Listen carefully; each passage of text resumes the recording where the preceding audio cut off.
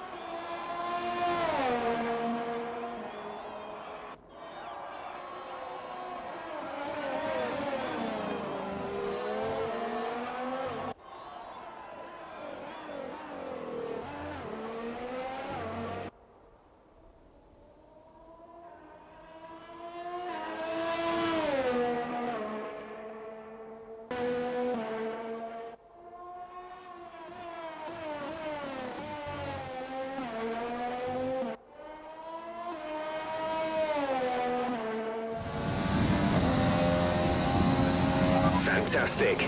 You've got pole.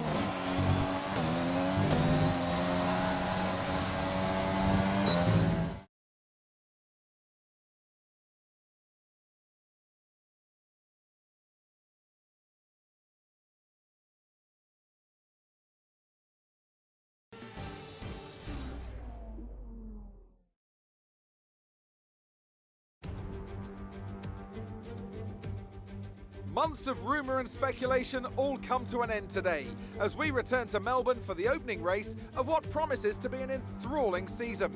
Welcome along then to the Australian Grand Prix. The Melbourne circuit is certainly one that needs to be taken seriously. Its combination of slippery surfaces and difficult corners make it a tricky track when it comes to overtakes.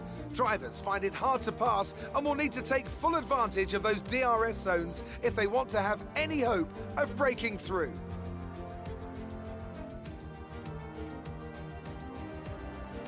Can Mercedes start with victory in their bid to win a 7th consecutive Constructors' title? Could Ferrari or Red Bull establish an advantage early on? And with 22 cars on the grid, how quickly can the new team find their footing? Well, it's great to be back, Anthony Davidson. We've got a lot to talk about this year. That's right, Crofty. It felt like a long winter, but it's good to finally be back. I have to think the usual suspects will battle it out at the front, but there are always going to be some teething problems early on in the season, so whoever can keep on top of their issues will have the advantage today. As I mentioned earlier, we're up to 11 teams this season, with a new entry run by, well, of all things, an owner-driver. That's something we haven't seen in this sport since Hector Raback over 4 decades ago. So how are they looking so far? It's hard to imagine how a small operation like that could survive in the ruthless world of Formula One. And yet here they are, first ever race looking surprisingly strong. But there are no points for qualifying. Let's see how they fare in the Grand Prix proper. It's time to see how our drivers are stacking up after yesterday's exciting qualifying session. Lewis Hamilton lines up on pole position, and Valtteri Bottas will line up alongside. Moving on to the rest of the grid, we have Perez, Vettel, Alexander Albon, Kumar, Verstappen, Stroll, Ricciardo, and Lando Norris. Sainz, Gasly, Charles Leclerc, and Ocon. Kvyat, Raikkonen, Kevin Magnussen, and Jordan King. Giovinazzi, Russell, Grosjean, and Nicholas Latifi. Which of these talented drivers will come out on top today?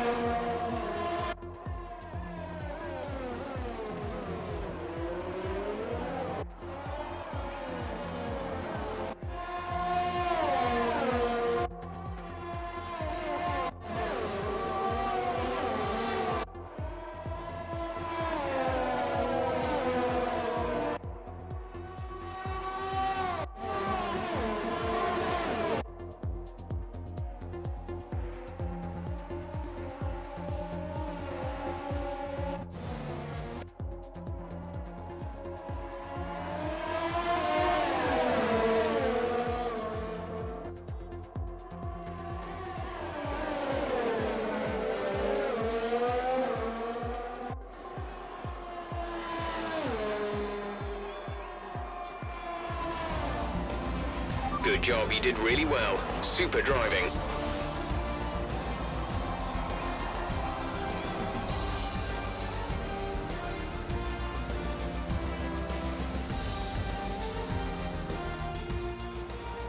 A great race then, and a fantastic victory here at Albert Park. Talk to me, Ant. What was it that set them apart from the competition today? Well, I honestly feel it was down to the driver and car today. I mean, we can talk driver skill all day, but if you don't have a solid team to back that, you're never going to get anywhere.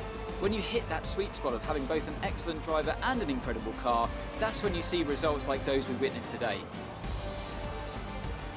Looking at the podium, you can see that red suit familiar to fans across the globe. A world-class win for a world-class team. Ferrari do it again.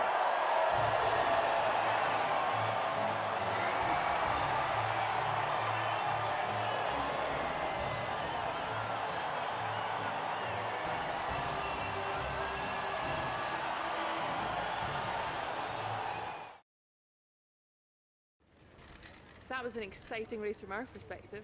Let's have yours.